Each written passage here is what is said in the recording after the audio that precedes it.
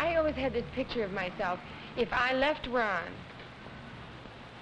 if I ever left Ron, I would end up in some dingy little one-room apartment in some place, you know, and that I would have some dreary little secretarial job or something somewhere, and I could picture myself coming home from work with brown paper bags full of groceries in my arms, coming into this dark apartment, having just picked Kristen up from a babysitter, and fixing a meal for her, and just reading and going to bed. And I couldn't leave him. I was so terrified of being alone. And who would take care of us? I mean, who would be the last person in the line of responsibility for us? Not me. I'd never done anything like that in my whole life. I always had somebody to lean on. There was always somebody. And to think that I would be out all alone in the world and I would have this child leaning on me, too. I mean, my God, I couldn't face it. Really, he doesn't care, really. No. He wants the power and the money first. Because with that comes women. He doesn't need her.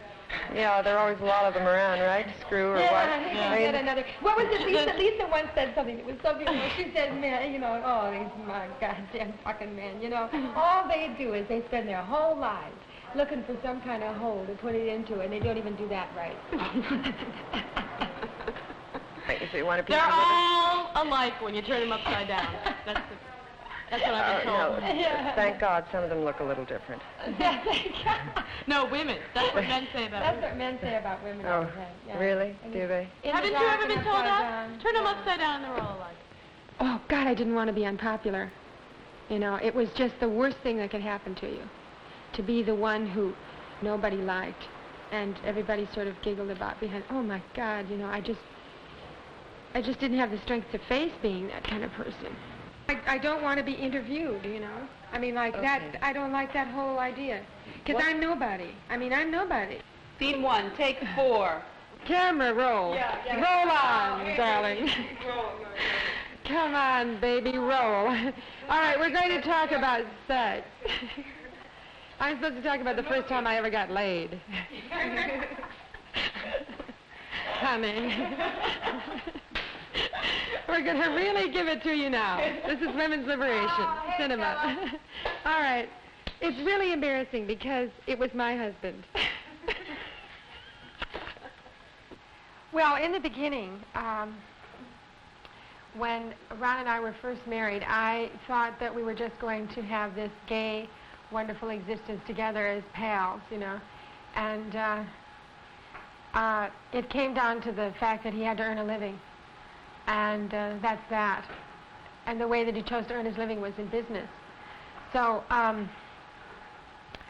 I worked for a while, you know, and then I quit. And then I had a baby. And I threw myself into that completely because I have a lot of energy. And I became extremely dependent. I didn't know I was dependent at the time. I thought I was a very strong woman who had a mind of her own. And we fell into something that he couldn't recognize or change. I don't know what it was, you know. And I demanded a great deal from him emotionally because it was the only real outlet I had. He was the only sort of love, hate, everything object that I had.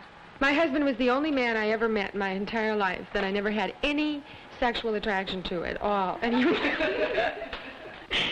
But I'm not being funny, ever, never, in the beginning, at the end, in the middle. I knew I wanted to be where things were exciting, where things were happening.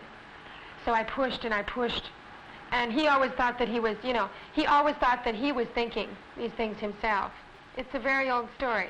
But I made him do whatever I wanted him to do.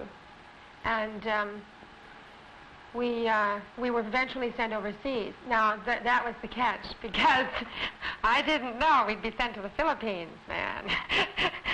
I thought we would be sent someplace like Paris or Rome. A career never occurred to me, because I spent my life just being attractive to boys, you know, when I was in high school and college. That was, and a social life and everything. And I got good grades, but that was just a way of staying in college, you know. It was at the point when I came from Hollywood to New York my ex-husband chose at this moment to kidnap my daughter and press me with an unfit mother suit. And I was floored. I couldn't believe it. It was the most... I thought we were always going to be friends anyway, even though we'd been divorced.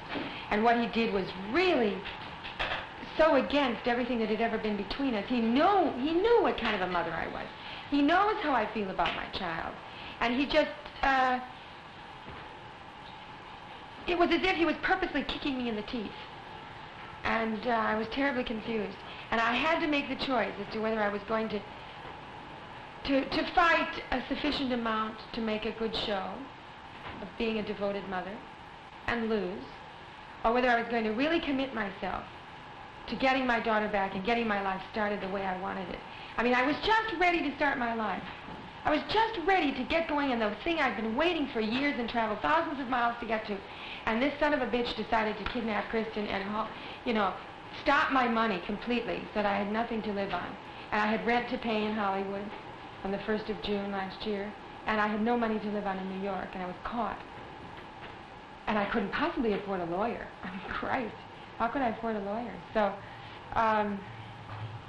you just solve these problems. I don't know. You just do it.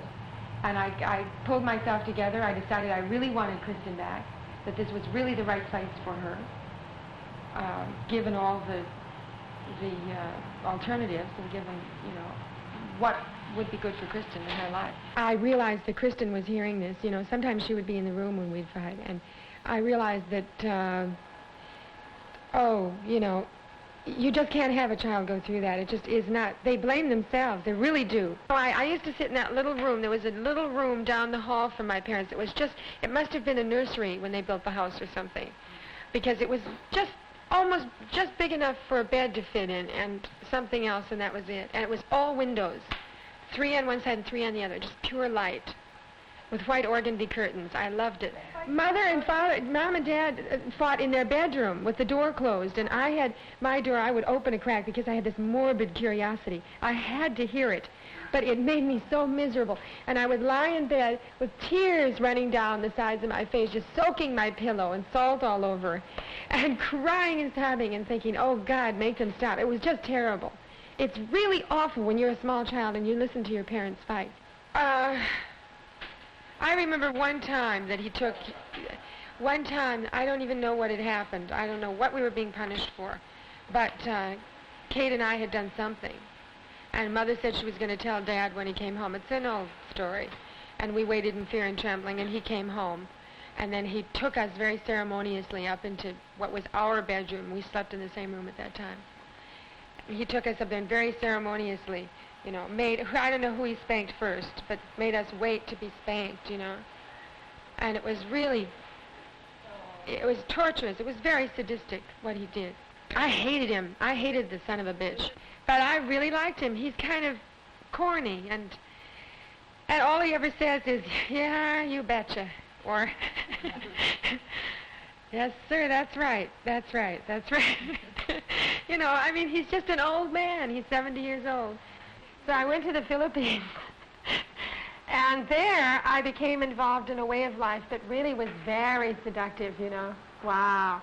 I had all kinds of servants, and I had a big house, and I had a chauffeured limousine, and I was doing everything that people in the movies did, and I was living this gracious, wonderful life, and I had a feeling of power, And I did have some, I became involved with people politically there, in politics. I was completely corrupted human being. In the Philippines, they have this, it's a very backward country, and they're just 2 classes.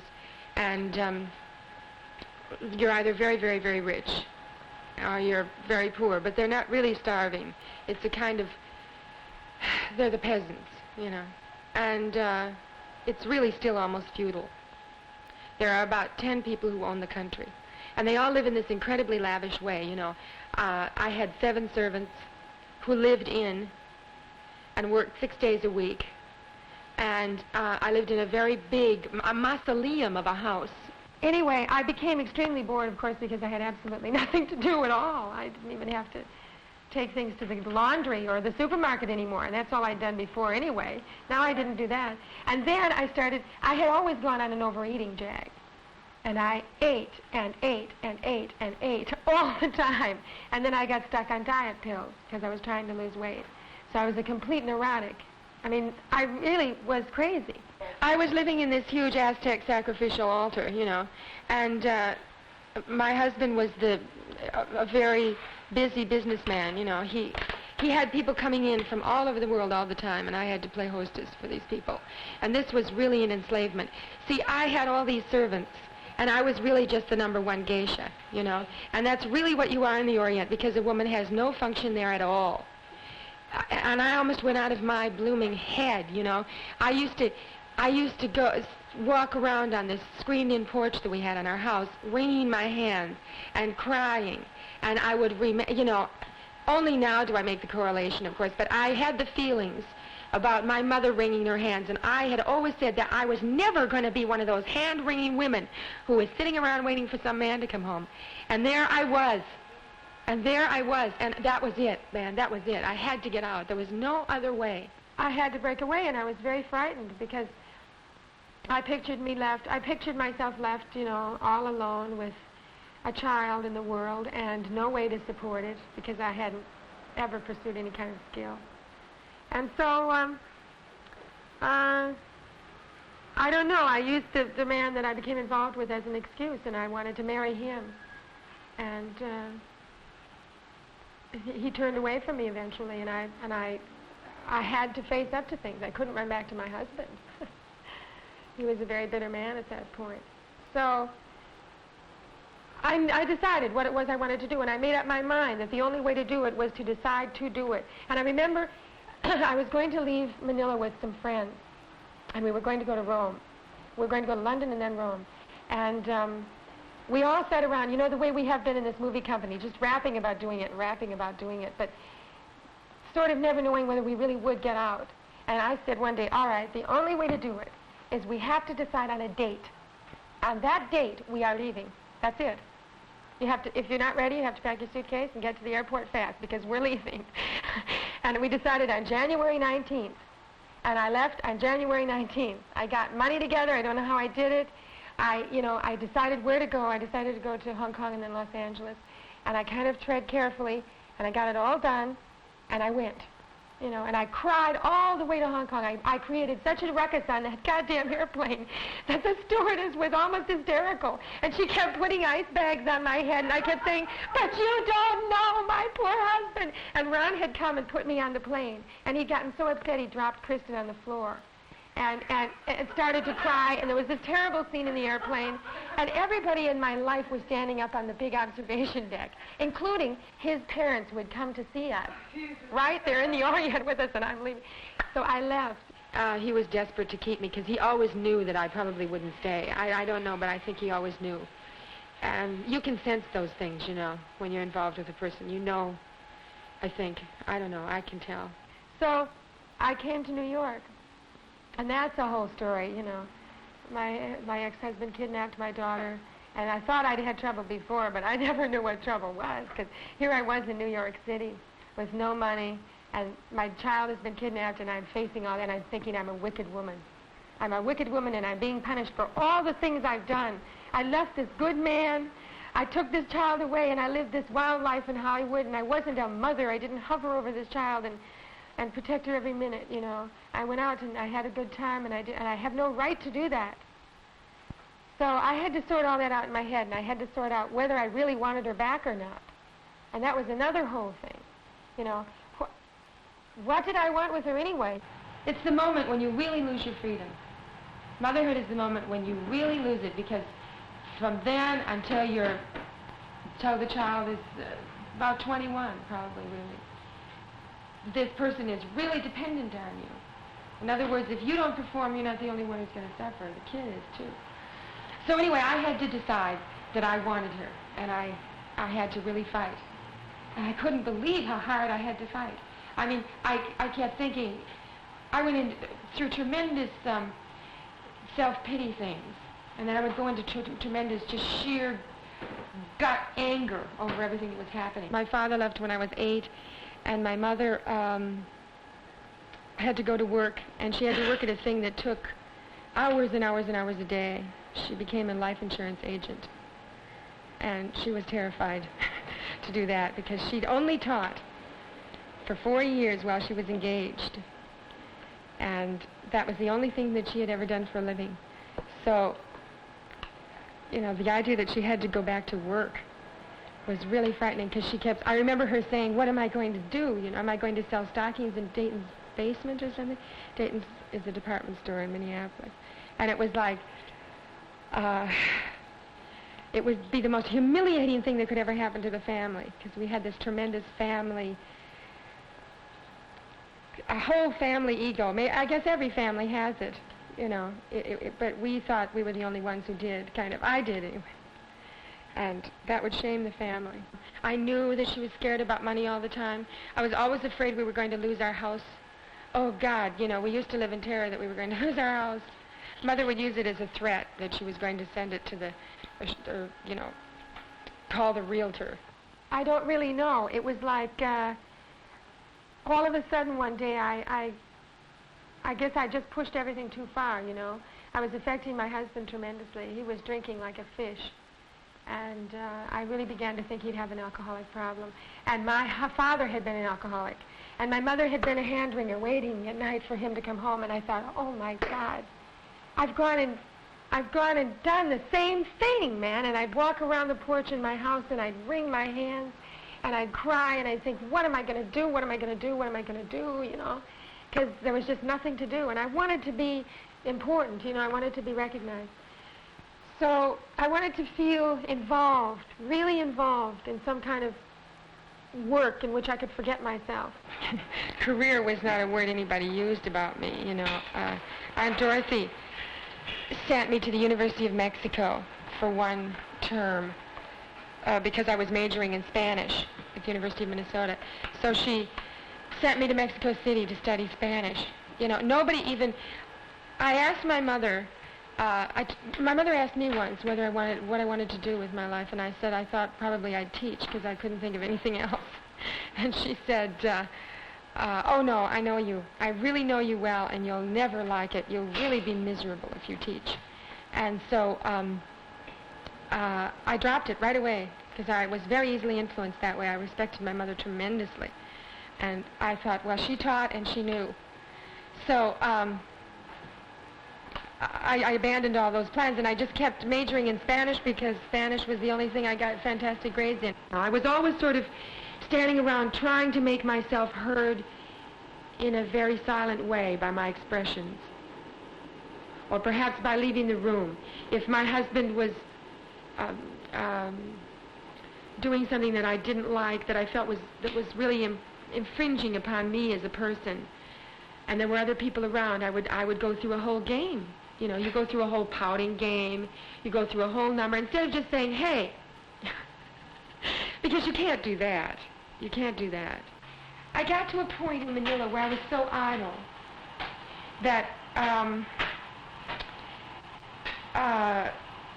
all I could do was dream about doing exactly what I'm doing right now. Just exactly, not anything else, this, right now. The creating of something together with a group in New York City, something that had possibilities for being good and for reaching a lot of people. And I realized one day, I think it was like on my 25th or 26th birthday or something, I thought, my God, it was so easy to get to be this age. It happened so fast. It was just no time at all. Now, in just another no time at all, I'm going to be 50 or 55. And I'm going to be one of those people sitting at the country club with my successful husband, you know. I'm going to be one of those people who says, yeah, you know, when I was in my 20s, I wanted to do that. Yeah, but then, well, you know, I got married and settled down. And I always thought that was such a pathetic thing to hear. There was time for me to question the way that I was living.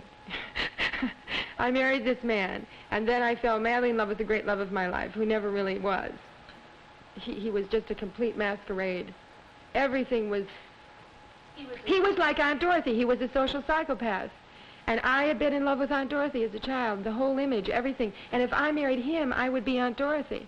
He had the money, he had the glamour, and he had the wit and the brilliance and everything else. And when he wants to be, he can be a perfectly charming, lovable, fantastically magnetic person. Just, the same kind of person as this aunt.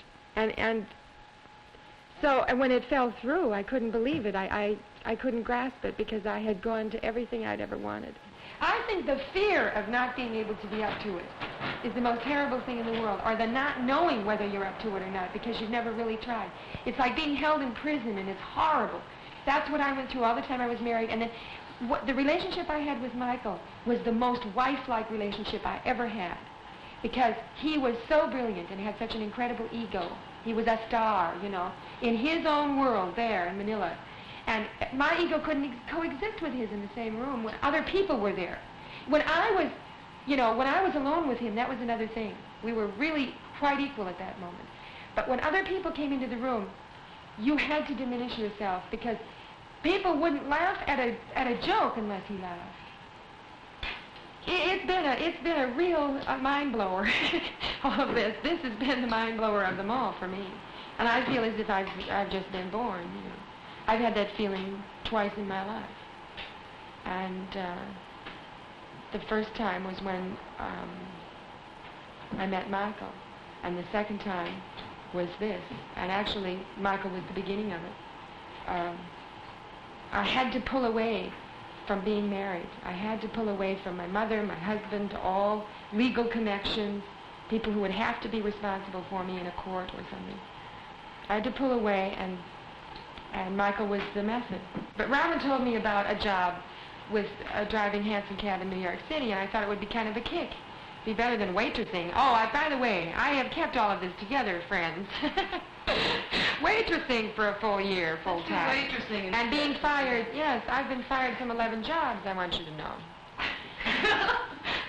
In 14 months. No, you try to get 11 jobs in 14 months, my love. Oh, for everything for not fucking the boss, to just not showing up because I just couldn't take it anymore. Or because I had something like this to do and I certainly wasn't going to go waitressing instead of this. I mean, my life is fascinating. Earning a living, I mean, you always somehow get it together, although I've had to borrow this last month to pay my rent, which I do not like to do at all. We cultivate this subjectivity, and then, I had to get out of it to do this thing as an individual. As an individual, to face my life. New York was a beautiful place to come because nobody wants to hear your story. They've all got their own story. Waitressing is a trip, man. You just don't know. All these poor people are earning their living for 35 years in this world doing this, people, and you don't know what they're going through. I mean, it really is. It isn't just a matter of tolerance or control or anything. This is beyond humanity, I worked for one man who never paid you at all. You just worked for tips. Like a monkey, some kind of trained monkey on his shoulder. I think my loft has been psychologically, the whole psychological process of going from everything being very tidy and neat and American clean, and just like in the magazines, to living in a loft on the Bowery is quite an incredible experience because I had to build my own house. And the whole time it was like I was starting out, I was building my own whole new life. And I was doing it with my own two hands, and I'd never known an experience like that before. And it was quite something, and there have been many times when I've almost lost a loft. And then I would imagine the losing of it, and I would go crazy. I would get such a fire in me, it was unbelievable. Because when you live on the Bowery, when you live down here with all these people who have given up, there's something about walking out of your door every day, especially if you're fighting really hard for something, that's just constantly whirring in your mind. I mean, it's just in your breast, in your mind, it's all over you. And you can't think about anything else. It's just a burning thing. And I would go down in that elevator and walk out that door, and there would be a bum, in his own vomit and piss and shit and everything. And I'd look at him, and I'd see what it means to give up. And I'd think, oh, boy, run, baby. You better run. And I learned a lot about running. I learned a lot about survival, and I learned a lot about the system in which we live, and about how inhuman it is, how completely inhuman it is. It isn't anything that's been set up for anything. All I can think about is money. I mean, that's all I think about in the city of New York, because I am always spending my last dollar. And it's really a terrible thing to spend your last dollar in a city where if you are in a subway station 96 blocks from home, and you've just dropped your subway token someplace, and that's it, and you know that nobody you go up to is going to even give a shit. Well, I think you've just got to actually face the fact that you are a human being, and you really are a human being. You are not just an afterthought or somebody's mascot, you know. You are a whole entity, a whole universe all by yourself. And you can live perfectly well without this person. If they drop dead tomorrow, no matter who they are, I don't care who they are, you can live perfectly well without them. It doesn't matter. It doesn't matter if you've got 4 kids. I know women who've done it with 4. It's very difficult. But when I say that what I've been through has been hell, when I say that what I've been through in this loft and getting this whole thing together and the really going 3 and 4 days without food so that we could buy lumber, you know, when I say that was hell and that was painful, I don't mean I wasn't happy. See, I was happy. I'm happy. It doesn't matter about your mother and father. It's when you finally decide you don't need him, her, anybody. You know, he can drop dead. You know, he can go away forever. You don't need him.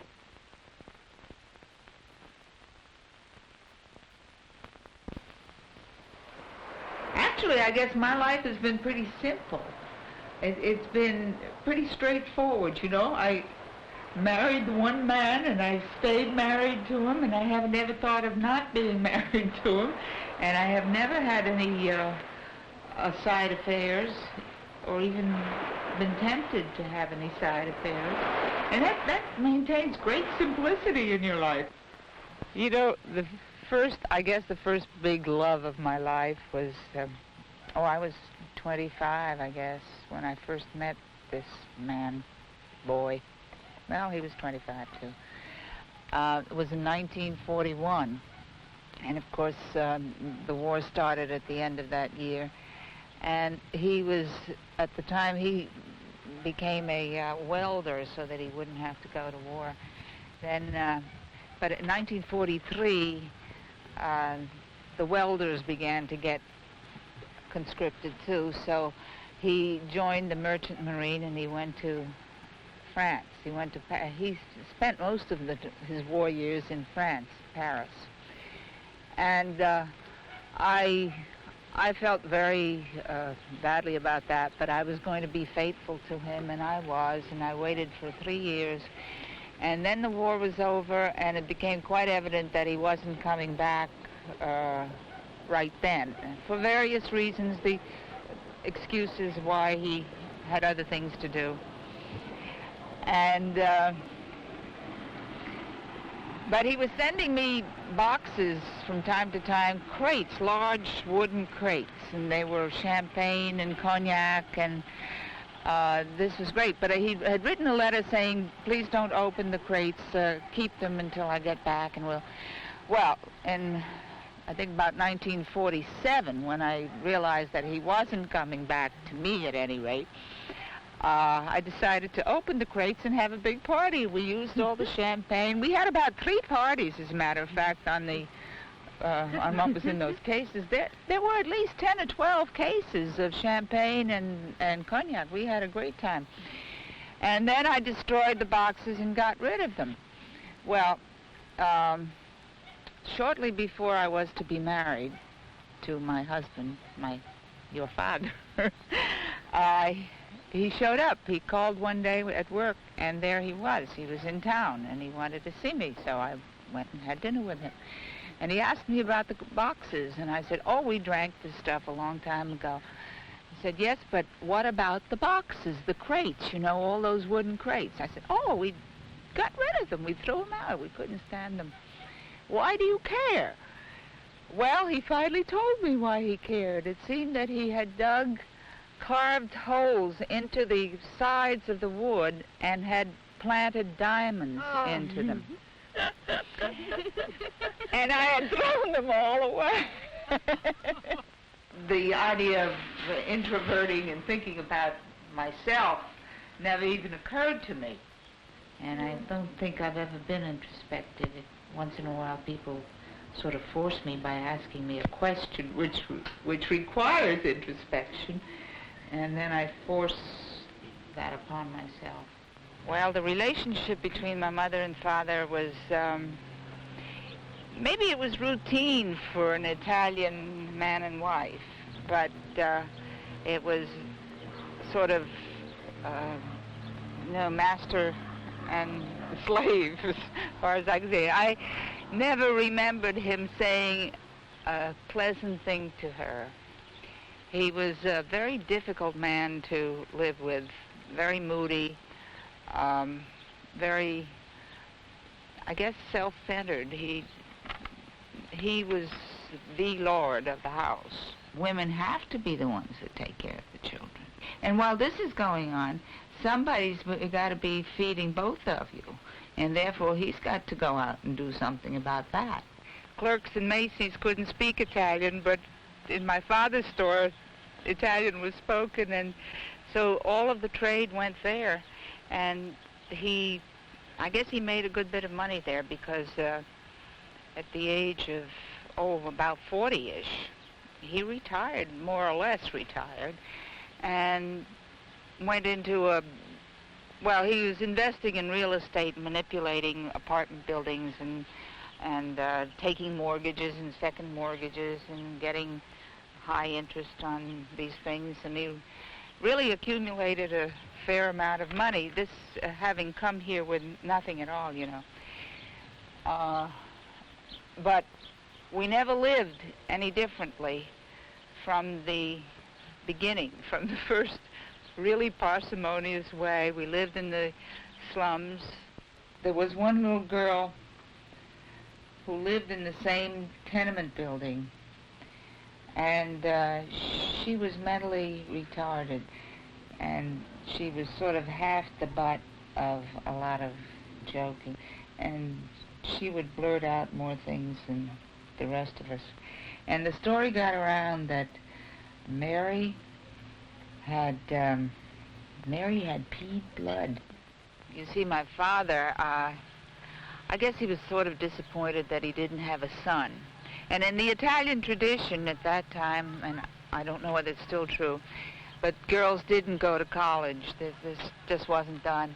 If they had had a son, then sometimes all of the girls would work in factories to get enough money together to get a boy through college and through professional schools, become my son the lawyer, my son the doctor.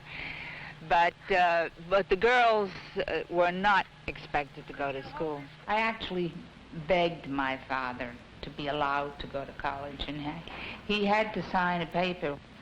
I would bring up the subject every once in a while when I thought he was in good humor. Well, you wait until he's had dinner and he looks as though he's comfortable, and then you bring up the subject again, and then it would wind up in a hassle in which he put his foot down. He said, "You go to work and earn some money." After I grew up and I was more mature, I liked him. I appreciated him as a character, like you would a character, an interesting character. He was extremely intelligent, really brilliant man. He had no education to speak of. I doubt that he went beyond the 4th or 5th grade. Oh, they went weeks without speaking to each other. This household that I grew up in, there were many times when my parents didn't speak to each other, my sister didn't speak to my father didn't speak to any of us. And it was really, actually, I would say that if I had my life to live over, I'd like to skip the whole first 21 years and start, sometime later. My original career was in chemistry. And I came from a job where I had pretty decent responsibility, and I had 4 or 5 people working for me, and I was in charge of this micro lab, and I was making as much money as my husband was at the time. Well, there were things that I can remember that were pleasant, but there were more things. I think the important things, you know, a feeling of having a family around you and having any kind of exchange or companionship. We didn't have that in my family. My sister and I developed somewhat that.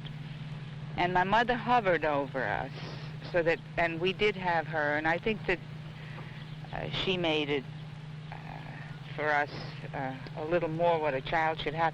You know, with all the money he accumulated, we were never allowed to have a Christmas present. And so the only Christmas present we ever got were those that my mother could get with soap coupons. And the baby was certainly not an accident. I decided to stop working and stay home and, you know, do what you're supposed to do at this stage. Take care of the baby, take care of the home, and do all these things. And she spent her hours and days waiting for him to come for meals, and she cooked a meal and he didn't show up. Well, that was all right. She would somehow have to keep it warm for him, and he might show up at 6 o'clock and expect dinner to be ready, or if he didn't show up until 9, he expected dinner to be ready. So she was on duty pretty much all the time. This is the way she spent her life. Her life was really devoted to my sister and me, and doing the dutiful things as a wife for him, which was more like maid duty in this case. I have a feeling that there wasn't a good sexual relationship there. I have a feeling that maybe there never was.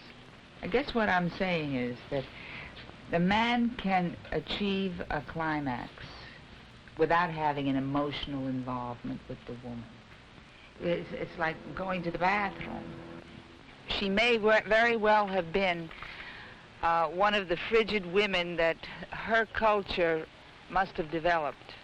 I think they must have developed a good many of them. You know, the idea that you submit to sex to your husband in exchange for a meal, for your meals, your room and board. And I think she felt that, you know, this was something that you put up with. My husband reminded me rather gently that in 17 years a great deal happens in the world of chemistry, and I hadn't kept up.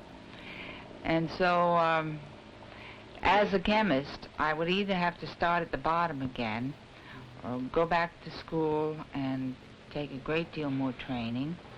He said that I might even be unemployable at this point. Oh, my father was a real original, a real character. He was one of the originals. He came to this country in 1905, and he was 19 years old. And he went to work as a waiter at the Waldorf. All Italians, and I guess most French immigrants, went to work as waiters. And he saved every penny and, you know, lived in a really parsimonious manner. And in 5 years, he got enough money together to go back to Europe and get a wife. You know, he wasn't going to marry one of these American girls. He went back to Italy to get himself a good Italian woman. She had grown up, of course, as a Catholic and had gone to Catholic school, a Catholic, you know, convent. The young lady, middle-class Italian young lady, and she had been taught embroidery by the nuns. In my memory, he was a well-educated man. He knew a great deal, but absolutely unreasonable, very opinionated. His opinions were this, and he would only accept the facts that supported his opinion, and no other facts would he recognize. He was an atheist, a very active atheist, and he was very much against the church, any organized religion. So that when my mother died, we didn't have a religious ceremony in the church. The Episcopal minister came to the funeral home. And I know that for true Catholics, this is probably worse than having had no religious service at all. But we felt that she felt closer to this man than to any Catholic priest around, because she hadn't been in the Catholic Church for many years, and I don't think she thought of herself as a Catholic anymore. She didn't insist on it because she knew for sure that the tension that would grow up in the family would be absolutely unbearable. So she gave up going to church herself. We had decided to have a baby, but I was always learning from him. You know, I never taught him anything. He was teaching me. He would come home and discuss with me the general principles of these new concepts. But these were like a popularized version, you know? The Reader's Digest version of a new development. What he was doing, I think, more than anything, was crystallizing in his own mind the broad outline of the thing. Today's my 23rd anniversary. Our 23rd anniversary. It's been a very happy 23 years all told, I think. In most cases, there've been sometimes that weren't so happy. The worst part of it was a time when he became ill. He had, what is a nervous breakdown. And he had to go into a mental hospital for about 6 weeks. And it was a very bad time actually it went on for, you know, on his way down to this level, it took about 2 years and another 2 years to get out of that level. What caused it?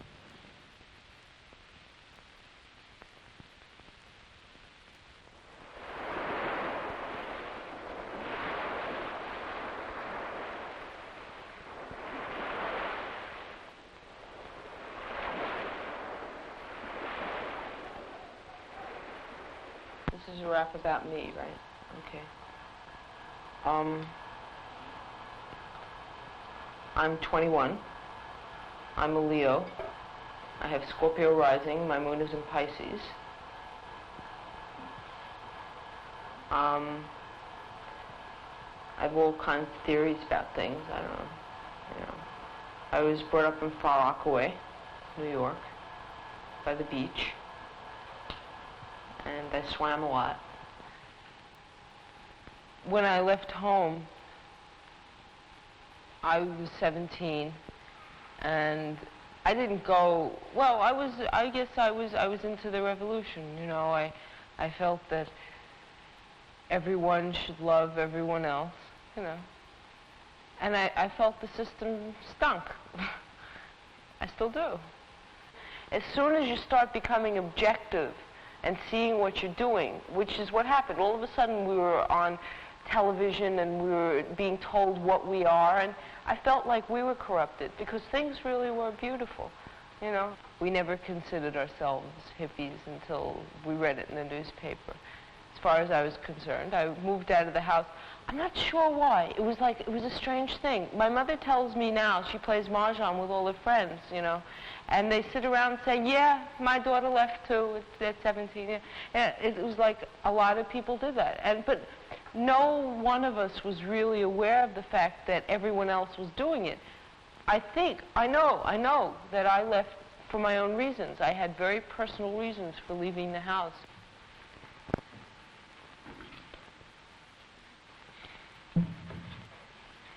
This is my junk, right? This is just about all the things that I have. We were going to film me in my house, but I didn't have one. So we're filming me in not my house with all my junk around me. This is it. This is about it. I left a couple of books home because books are pretty trivial. It's all nothing, you know? I mean, yeah, it is. Yeah, it really is. I mean, these things in here mean everything to me. But you have to be able to throw it away. If you don't, you have to be able to throw things away. You just have to be able to throw things away. I'm in some kind of cage with food and plumbing so that I can shit and brush my teeth for my life, you know. I don't always feel like that, but sometimes I feel like, you know, sometimes I really feel crummy. I'm not sure what it is, but I think it has a lot to do with the social structure. that made me feel like that. I don't know, that's a big cop-out, you know, too. Everybody's always saying, oh, it's the social structure that makes you feel crummy, you know, they're imprisoning me, you know, I must be free. I think that's bullshit to a certain degree. I think everyone wants a prison because they're scared of one thing or another, you know. And I think you can get out of it easily if you want to get out of it. Like, you know, you have all these hang-ups that as soon as you want to know what it is, all of a sudden you know what it is and you're free of it. But you don't want to know what it is. So you stay in it. There's something very interesting. You know, magic exists. And everything I own is magic. Everything you own is magic, too, you know. Like, that suitcase and this one here, they were all given to me by lovers, you know. They're my only 3 suitcases, right? I didn't have it. You know, like, my things change constantly. I have no possessions, really, because when I moved out of the house when I was 17, and when I moved out of the house, I moved to, you know, this place and that, you know, and finally I lived in the Lower East Side on 12th Street and Avenue C, and one day, this girl that I was living with and we came home. She went to visit her mother, I went to visit mine, you know. We came back to 12th Street at night, and everything was completely destroyed. Completely, just totally demolished. There wasn't a thing left, you know. And it freaked me out. We walked in, and we looked around, and there was nothing there. They pissed on things. They wanted to see if we had any drugs in the house, you know. Or they figured, you know, that we'd have drugs, you know. And we didn't. So they figured, well, they don't have any drugs, you know, we'll just, you know, get drunk and destroy the place. So that's what they did. You see, that's where the bullshit lies, right? You see, like I say, that nothing is important to me because I came home one day and everything was destroyed. But still, I think that everything that I own is magical. You know, like my 3 suitcases that were given to me by 3 lovers, you know. Like, that's magic. And then when I moved out of the house, I moved out. It was a whole traumatic thing, you know. My father was going to strangle me, and I'm a cancerous growth, and get out of my house, and I hate you, and you hate me, and you're killing your mother, and, you know. And so I left the house, and I moved, you know, and it was a very funny scene. 12 o'clock at night, I came home too late, and my father said, you know, get out. And so I took my stuffed animal, and it was I have a flair for histrionics, you know. I had to do it very dramatically. I took my stuffed animal and my little tote bag filled with a couple of things, and I walked out into the night with no money, not a penny. And a man walked by in the street, and I said, can I have money to get on the subway, sir?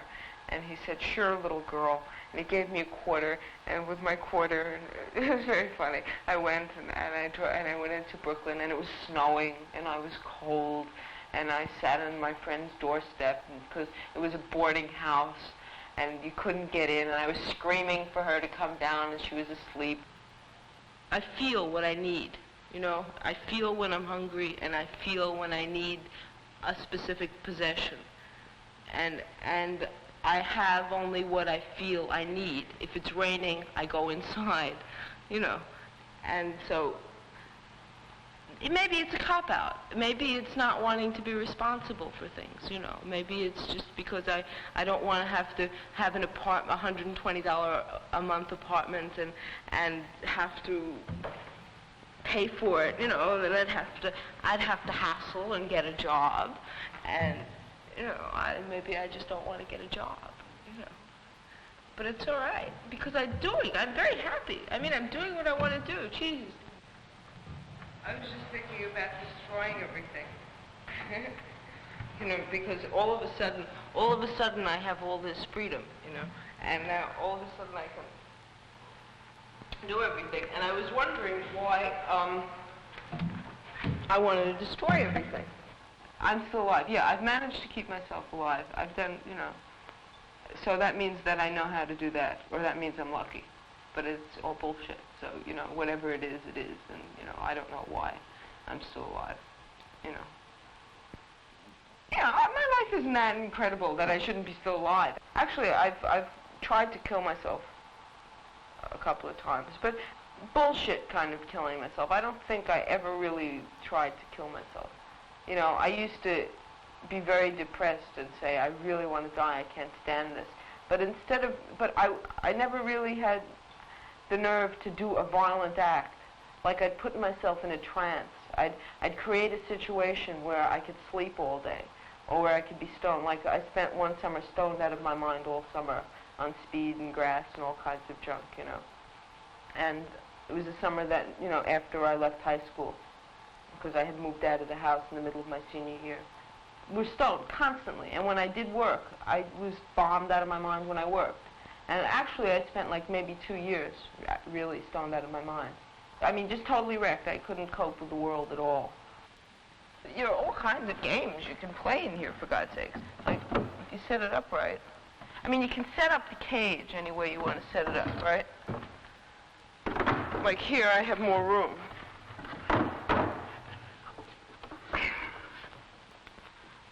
The only hassle with this particular cage is that when I give myself more room, I have to hold it up. You know, like the other way, I can do that. You know, and then you can, you know, you can do anything you want in the cage. And each cage, of course, is different. You know, like this particular one. This one moves around. Some cages are very portable. You know, I'm a very portable cage. You know, I only have 3 suitcases, and I run around the country, and I do all kinds of very hip things. And I've taken all kinds of drugs, and I've lived just such an exciting life. And so I'm a very portable cage. I started a theater troupe with this guy. We lived in a commune-type atmosphere, you know, with a whole mess of people, and we had all different kinds of morals, and everything was beautiful. And I felt that everyone loved everyone else, you know. And all of a sudden it started getting very corrupt. We got this money from doing the Woodstock Festival and traveled cross-country in a bus. It was really a out-of-sight bus, I mean, and we spent $1,000 going cross-country in 2 weeks like that. We had a playpen on top of the bus with a big gold mattress, and we'd lay up there stoned out of our minds, watching the Rockies go by, you know, and then we'd stop at night, and we'd have, you know, and we constantly had millions of cigarettes and candy and soda, and we just laid there watching the world go by, and the bus was one big bed, you know, and everyone just laid around drinking and watching, and it was beautiful, and reading, and just, it was ridiculous. And we found this one place in Kansas called Hell's Canyon. We picked up this hitchhiker who gave us some acid, you know, and so we were all tripping. We all dropped the acid, and we had, and there wasn't anything for miles, like I said, like 50 miles, something like that. And there was this huge reservoir over there, and one picnic table. It was like a Fellini movie. One picnic table. It was like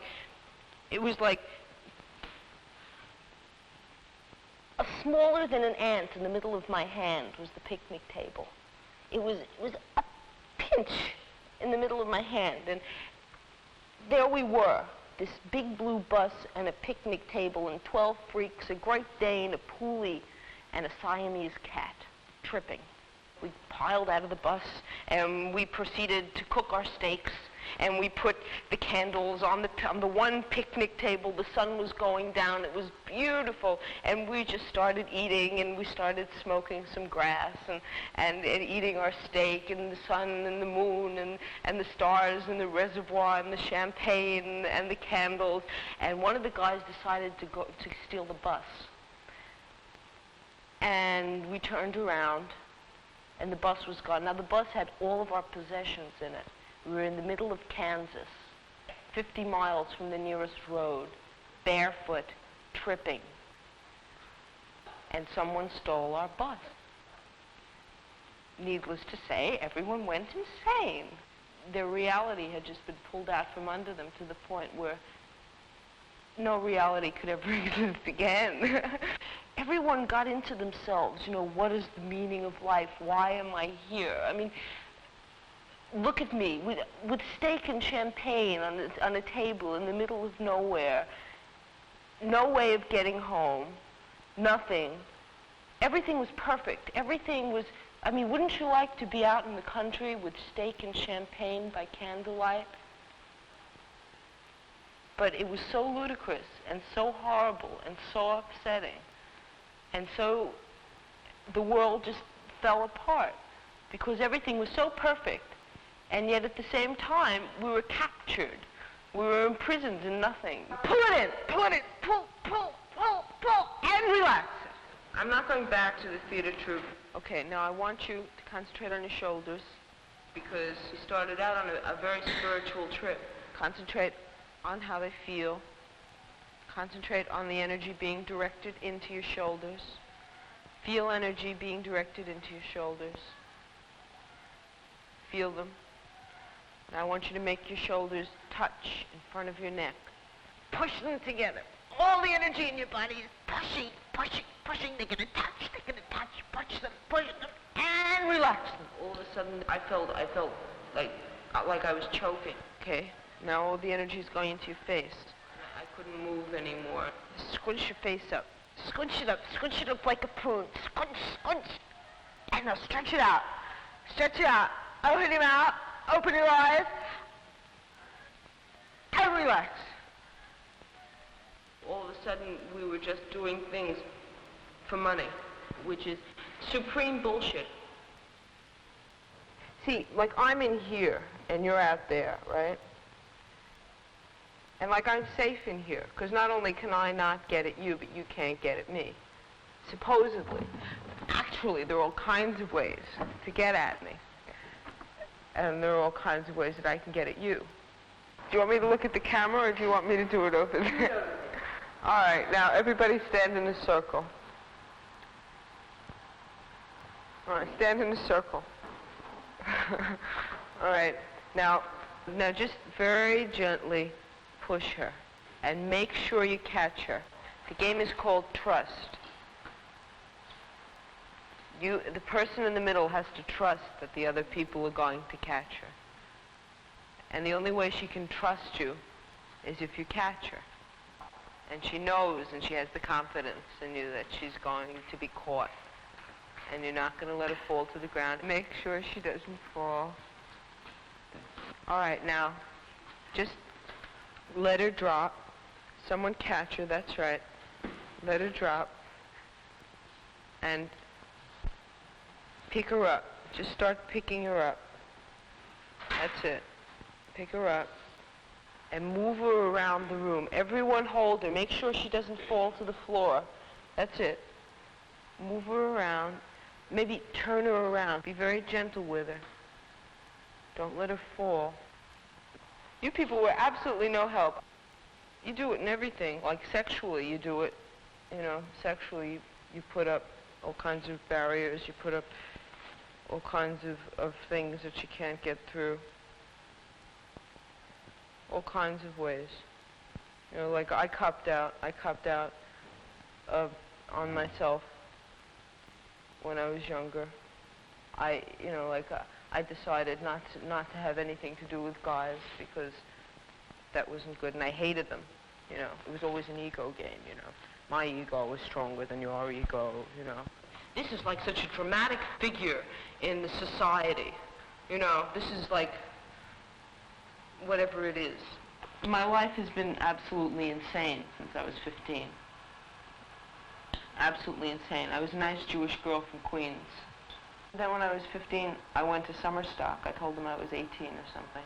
And that was crazy, going to Summerstock. And I learned all about sex in Summerstock at 15. This one boy taught me what it was like.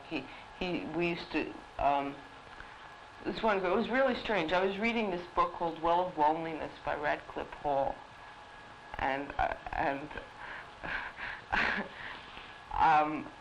the girl that I was living with, you know, my roommate at the stock company, she took the book one day, and she just started laughing hysterically. She thought it was the funniest thing she ever saw in her life, you know. And I was taking the whole thing very seriously, you know. The book is about, you know, like this woman named Stephen, and she's a lesbian, and she has all these hassles, you know. And, you know, because her father really wanted to have a boy, and turned out to be a girl, so he called her Stephen. And then this boy, at the same time, was teaching me about sex. It was very crazy. I mean, it was the first time I was ever out of the house, and I was with all these people that were much older than me. And we used to get drunk all the time and just go stumbling around Cape May, New Jersey, you know. And, you know, it was a big thing, you know. I went into bars, you know. I was hot shit, you know. And we used to go. I used to walk. Oh yeah, I used to walk on the boardwalk there. I used to walk out. I used to wake up like in the middle of the night and leave, and start walking. I love the water. And I used to just start walking down the boardwalk, you know, and then I just walked for miles and miles and miles and miles, and it was pitch black, you know, and all you could see was the white of the ocean, you know, the foam, and then blackness, and you'd hear, and you'd see the white come up at you, and it just went on and on and on and on forever, you know, and I was walking down the boardwalk, and a rat came running up right in front of me, and it was just so scary. And then I must have been walking down the boardwalk for like an hour, and this man came up to me, out of nowhere. I swear to God, out of nowhere, you know. And he was like maybe 4 feet high, maybe 3.5 feet high, and he was dressed like a freak, like a gypsy freak. He had big long earrings on like that, and he was wearing this crazy hat, and he was much shorter than me. And I was walking, and I was like a million miles from nowhere. He really scared the shit out of me. He was perfectly harmless. He was just a freak, you know, a freak that jumps around on the boardwalk late at night. And I just turned around and started walking back, and he asked me if he could walk me back. And he just proceeded to jump around me, you know. And I just walked very calmly back. And it took me like an hour and a half to walk back. I mean, that's how far away I was, you know. And I was really scared that he was going to... I didn't know what he was going to do to me. I had no concept of what a freak like that was all about, you know. And I got back there. And then this guy used to teach me how to make love, what it was like. He was very nice, actually. He was very blunt about it, you know. He used to get on top of me and get himself off, and then say, "Well, see, this is what I'm doing here, and don't worry about it." And you know, and he'd explain what he was doing, and I learned a lot. He taught me a lot. I intellectually understood a great deal of things after he did it to me. My emotions confuse me no end. You know, I just, you know, I don't know. You know, I can't see things that clearly sometimes, especially my emotions. You know, I have to just work. I just have to just go. You know, and whatever happens, happens. You know. Well, what do you want? I mean, what, you're looking at me like, cut it. Listen, I'm listening. I do a lot of things that are not acceptable to a lot of people, right? I go to bed with women. I go to bed with men. I go to bed with women. My mother doesn't like that. Maybe you don't like that. I go to bed with men. My grandmother doesn't like that. Okay, so I relate to people. I see, you know, I meet you on the street. And I look at you. I have no idea where your head's at. If you're going to hassle me, you're going to hassle me. I don't know, you don't like dirty feet, too. Maybe you're going to get uptight at dirty feet, you know? So I have to sense what you will accept in me. A lot of people don't accept the fact that I like to go to bed with women. A lot of people don't accept a lot of things. That's their hang-up. I've had my fill of marching. I don't march anymore. It's fucked up. Women, men, nobody's liberated. I mean, liberation is like, it's a utopian concept. It's like any other utopian concept. It's never going to exist. This girl that I grew up with, well, we found ourselves very attracted to each other. And we started getting closer and closer until we realized, she realized that I was, that I went to bed with women. And, we both knew that we wanted to make love to each other. We loved each other, we had like a very close communication, and it was very beautiful, but she couldn't do it, I don't know what that is. That's like walking, that to me is like having the nerve to walk out onto the boardwalk, and walk out for miles and then see the freak out there and realize that he's not a freak, that he's just a funny man, or that maybe he's very nice, but most people don't have the nerve to go walking out on the boardwalk in the middle of the night. The thing that really scares me about words is that there it is, there's the word, there, it's right there, and there's nothing you can do about it. Lesbian. Who are you to know that much about a person that you can box them into a box neatly like that and say, this is what they are? They're everything. You're everything. The only thing that fucks you up, or fucks, if you're not one of those people, fucks somebody else up, is the fact that they have to box everything into a neat thing because they're scared shitless. To box me in, I'll kill you. To box yourself in, you're stupid. Stop it. I think everything... I think everything is very fucked up. I think everyone is fucked up. Some people show it, some people don't show it. I don't know why gay people get fucked up. They get fucked up for the same social reason that everyone else. This society is fucked up. Everyone is afraid of everyone else's thing. That's why people suppress their insanities. And as soon as you show your insanity, for 1 second, everyone goes, you're insane, you're insane, you're insane. And you become insane because you're not insane. No one's insane. You are what you are. And as soon as you say, well, I'm a bit different, because you must be, because this is like a heavy thing in your life. Everyone starts going, at you, and you become insane. And it's true, you make yourself grotesque. I was into not bullying guys, and I wouldn't bull them, so they made me weird, They said, gee, they didn't say anything. They just figured I was weird, and I figured, well, I guess they're right, I'm weird, And so I was weird. I was an asexual freak. I was in a repertory company, so it was either ball them or ball no one. I don't know. I don't know why people do. They're scared. You're scared. They're scared. You're not scared, baby. They're scared. I'm scared. Everybody's scared. Everybody's afraid of something, and whatever you're afraid of.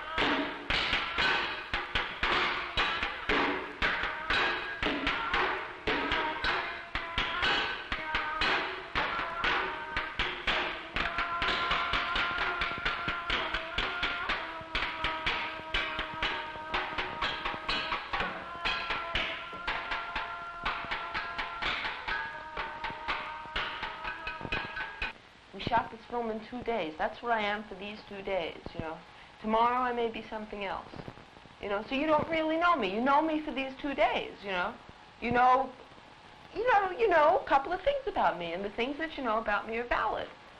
And the things you know about the other people are valid. But you have to remember that nothing stops. A point doesn't exist. You make it for yourself. Everything goes on forever and ever. It just goes off into nowhere.